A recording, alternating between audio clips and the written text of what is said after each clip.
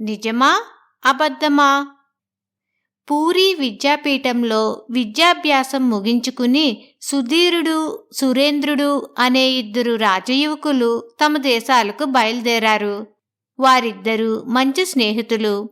వారివి ఇరుగు పొరుగు దేశాలు. దారిలో వారికొక అరణ్యం తగిలింది. అరణ్యం మధ్యలో వర్షం పట్టుకున్నది. అదృష్టవశాన వారు తలదాచుకునేటందుకు ఒక పాడుబడిన దేవాలయం దగ్గరలోనే కనిపించింది. వారు అందులోకి ప్రవేశించేసరికి అది వరకే అక్కడికి చేరిన బైరాగి ఒకడు వారికి కనిపించాడు. వాళ్ళ ప్రశ్నలకు సమాధానంగా ఆ బైరాగి, నేనొక సిద్ధాంతిని. దేశ సంచారం చేస్తూ నిన్ననే ఇక్కడికి వచ్చాను. నాకు మనుషుల మధ్య మసలటం ఇష్టం లేదు. దేశాలు తిరిగి జ్యోతిష్యంలో పాండిత్యం సంపాదించాను అన్నాడు. సురేంద్రుడికి జ్యోతిష్యం అంటే అమిత ఆసక్తి. అతను తన జాతకం ఎలా ఉన్నదో చెప్పమని సిద్ధాంతిని అడిగాడు. జరగబోయేది ముందే తెలుసుకుని మనిషి చెయ్యగలిగేది ఏమీ లేదు. అది జరిగే తీరుతుంది. నా శాస్త్రాన్ని నేను మనుషులకు ఉపయోగించను అన్నాడు సిద్ధాంతి. ఏ చేతగానివాడైనా ఇదే మాట అనవచ్చు అని సురేంద్రుడు బైరాగిని ఎత్తి పొడిచాడు.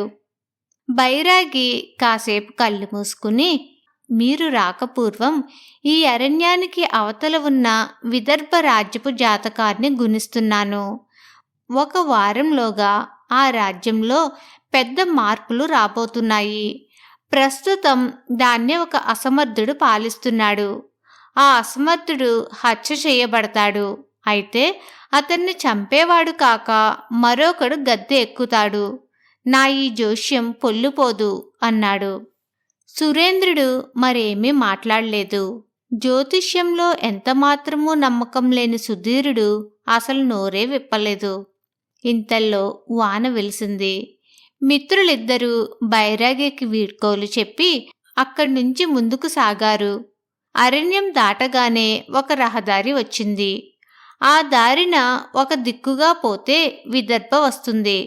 రెండో దిక్కుగా పోతే మిత్రులు పోవలసిన దేశాలు వస్తాయి. సురేంద్రుడు ఆగిపోయి సుధీరుడితో, మిత్రమా, ఈ విదర్భ వ్యవహారం ఏమిటో అంతు చూడాలని ఉన్నది. ఈ విదర్భరాజు పనికిమాలినవాడు. అతని మూలాన ప్రజలు నానా అగచాట్లు పడుతున్నారు.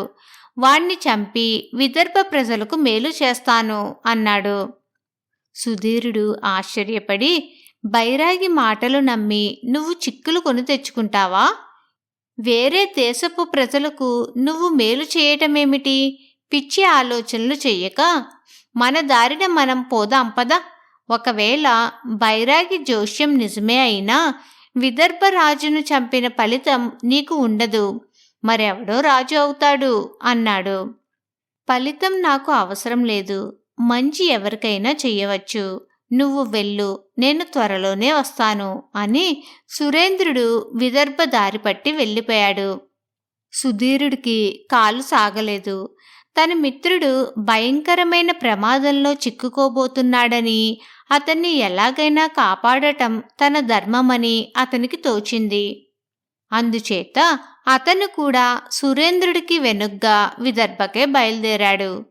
సురేంద్రుడు తిన్నగా విదర్భ రాజధానికి వెళ్ళి ఒక సత్రంలో బస చేశాడు.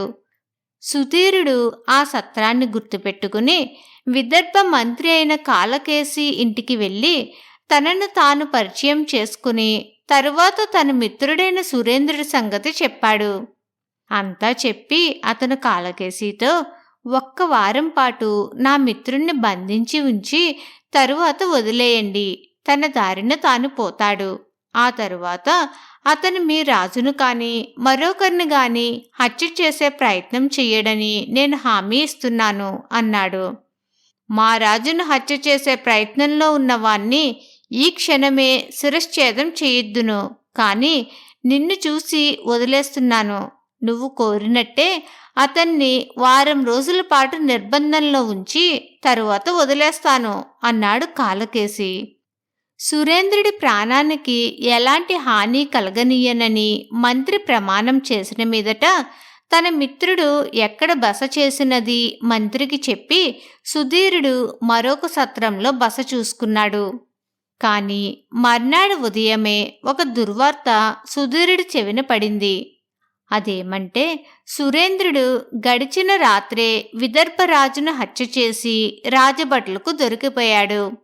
ఈ పరిణామానికి సుధీరుడు హతాశుడైపోయాడు. అతను కాలకేసి ఇంటికి వెళ్ళి, ఈ హత్య జరగకూడదనే కదా నేను ముందుగా నా మిత్రుణ్ణి బంధించమని మిమ్మల్ని హెచ్చరించాను. అతన్ని మీరు నిన్ననే ఎందుకు ఖైదు చేయలేదు? మీ అలక్ష్యం వల్లనే కదా ఈ ఘోరం జరిగింది. మీ వల్ల కాదంటే నేనే మరో ఉపాయం చేసి ఉండేవాణ్ణి అన్నాడు. కాలకేసి ఎంతో పశ్చాత్తాపం ప్రదర్శిస్తూ, నువ్వు చెప్పినట్టే చెయ్యబోయాను. కాని నీ మిత్రుడు మా ఎత్తు కనిపెట్టి తప్పించుకుపోయాడు. అతనికి మరణదండన తప్పదు అన్నాడు. సుధీరుడి మనసు వికలమైపోయింది. మంత్రితో మాట్లాడేది కూడా ఏమీ కనిపించలేదు. సురేంద్రుణ్ణి మరణదండన నుంచి తప్పించే ఉపాయాలు ఏమైనా ఉన్నాయా అని ఆలోచిస్తూ అతను చాలా మదనపడ్డాడు. తన మిత్రుడి మరణశిక్షకు తానే కారకుడా అన్న అనుమానం కూడా అతన్ని బాధించింది. రాజు హత్య కాకముందే తాను హంతకుడి పేరు ఆచూకీ మంత్రికి చెప్పేశాడు. కొద్ది రోజులు గడిచాయి. నగరంలో మరొక వార్త పుట్టింది. మర్నాడే మంత్రి కాలకేసి పట్టాభిషేకం చేసుకోబోతున్నాడు. అదే ముహూర్తంలో సురేంద్రుడికి మరణదండన అమలు జరగబోతున్నది. సుధీరుడు సభకు వెళ్ళాడు. సభలో జనం కిటకిటలాడుతున్నారు. కాలకేసి సింహాసనం పక్కన మరో ఆసనం మీద కూర్చుని ఉన్నాడు. సింహాసనం ఖాళీగా ఉన్నది. సభలోకి సురేంద్రుణ్ణి చేతులు బంధించి తెచ్చారు. ముందు అతని శిరశ్ఛేదము, తరువాత కాలకేసి పట్టాభిషేకము జరగవలసి ఉన్నాయి. సుధీరుడు కాలకేసిని సమీపించి, ప్రభు, రాజద్రోహి తల నరికే అవకాశం నాకు ఇప్పించండి. ఆ పని చేసి నా బాధ్యత పూర్తి చేసుకుంటాను అన్నాడు. కాలకేసి అందుకు సమ్మతించాడు. సుధీరుడు తన కత్తి దూసి సురేంద్రుడి కేసి ఒక్క అడుగు వేసి ఏదో సందేహం కలిగిన వాడిలాగా మళ్ళీ కాలకేసి కేసి తిరిగి మెరుపులాగా తన కత్తితో కాలకేసి తల నరికేశాడు. అహాకారాలు చెలరేగవలసిన సభలో చీమ చిటుక్కుమంటే వినబడే నిశ్శబ్దం. రాజభటులు నేలచూపులు చూస్తూ ఉండిపోయారు. అంతల్లో సభలో హర్షధ్వానాలు చెలరేగాయి. కాలకేసి చచ్చినందుకు ప్రజలు సంతోషిస్తున్నారు. సురేంద్రుడే విదర్భకు రాజు కావాలని సభలో ఏకగ్రీవంగా నిర్ణయం జరిగింది. అతని పట్టాభిషేకం కూడా అప్పుడే జరిగిపోయింది.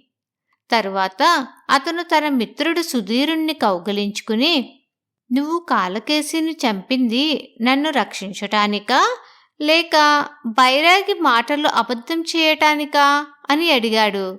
ఏదీ కాదు. కాలకేసి ప్రవర్తన నాకు చాలా అనుమానాస్పదంగా కనిపించింది. ఆ దుర్మార్గుడు తన రాజును రక్షించుకోకపోగా నువ్వు ఆ రాజును హత్య చేసిన మీదట నిన్ను ఉపయోగించుకుని తాను గద్దె ఎక్కాలని చూశాడు. బైరాగి జోష్యం అప్పుడే అబద్ధమైంది. నువ్వే రాజును చంపావు, నువ్వే రాజువు అయ్యావు అన్నాడు సుధీరుడు. సురేంద్రుడు నవ్వి, లేదు మిత్రమా, బైరాగి జోష్యం అక్షరాలా నిజమైంది.